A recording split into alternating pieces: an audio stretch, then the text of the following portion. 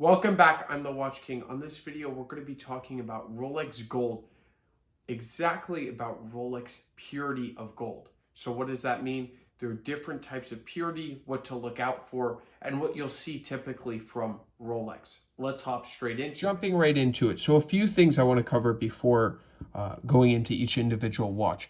We are actually, believe it or not, going from oldest to newest. I didn't plan like that. But that's how it happened. And we're covering basically all the main models in the Datejust, Oyster Perpetual, and the Date 8. These are the main models for Rolex. So that's just lucky how it turned out. Stick around. I will explain why this is important. But what do I mean the different types of purity? Now, gold is on a scale level. We have, in the US, we have something called the 10 karat. We have the 14 karat, and then the 18 karat. Now, 18 karat is typically the highest watches we'll use because it's still 18 karat is a very soft material. Anything over that would be too soft, right? So let's jump into our first watch. Now, this watch is the oldest, being 1957.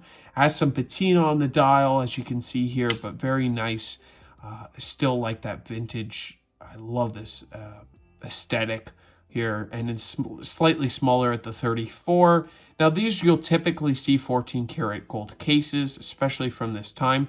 Cheaper to produce, and it was a cheaper price point, right? So this particular one is a 6567. A lot of these were made in solid gold, and that is pretty much covers it. Beautiful butterfly rotor, crown, everything. It's super well. But then we turn it around and look at that. It is not even solid gold. Now, this is a very rare example. Even though it's rare, it doesn't mean that it's expensive. This is an example right here where it's a steel back, meaning it's capped. Now, I don't know how Rolex did their capping, meaning when they cap it, they put it this thick layer, like extremely thick layer of gold. Because you can even see some scratch marks from people over the years putting different straps on it. Speaking about straps, we'll talk about this one because I think it's kind of cool. But and you could tell some scratches on the side, but nothing, no stainless showing at all.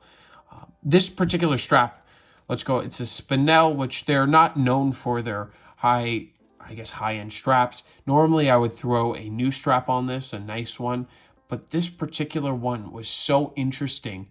And it gave me such a vintage aesthetic. It is West Germany. Remember, after the World War II, Germany was split in half. Now, that was not my generation, but that was the previous one. And I think it's not a bad strap, but it's just so cool. And I like how they have the little leather thing. So very, very cool. I like the aesthetic of it. Let me know.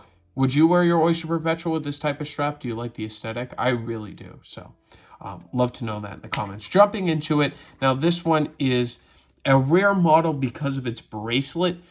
It doesn't make it crazy expensive, but it is nice. This bracelet's extremely long. Very hard to find links for these. This is a USA-made 14 karat Jubilee bracelet. As you can see, even the crown is 14 karat there, which I absolutely love that. I like little details like that. And it says USA on the inside here. Let me show you. Let me put it back together 1 second. Now, this says the reason why this bracelet is uncommon, 14 karat USA, is because this watch is the 16013.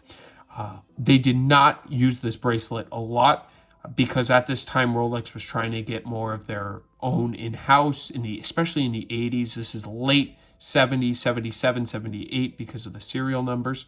And this watch is a very modern watch on a very vintage bracelet. So it's it's like neo vintage for back in the day, right? It's half between extremely vintage and then semi neo vintage.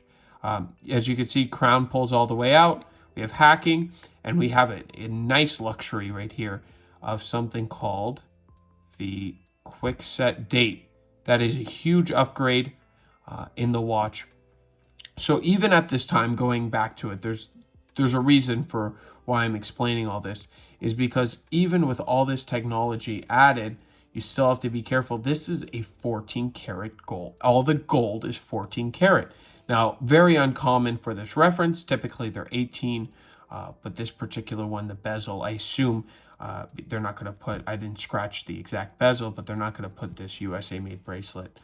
14 karat Rolex won't put a 18 karat bezel there. Then of course, all the hands and markers are also solid gold. So this is a time period you would see a lot more of these 14 karat out. There was also 18 karat version of this, and there's a lot more of them out there. So just be mindful, some reference numbers. Like for instance, this particular one, there might be a 14 and there might be an 18 karat in this reference number. And then there's also a plated. So back in the day, Rolex was a lot more flexible with their metals, their purity, and if it's even plated, right? So they had a lot more flexibility back in the day. But this one is gorgeous. Definitely check out the website for this particular piece, because this is something really nice. Okay, so continuing on, we have the last piece, and definitely not the least here, because this is a beautiful watch. Solid gold, presidential bracelet, 1983, string dial with baguettes.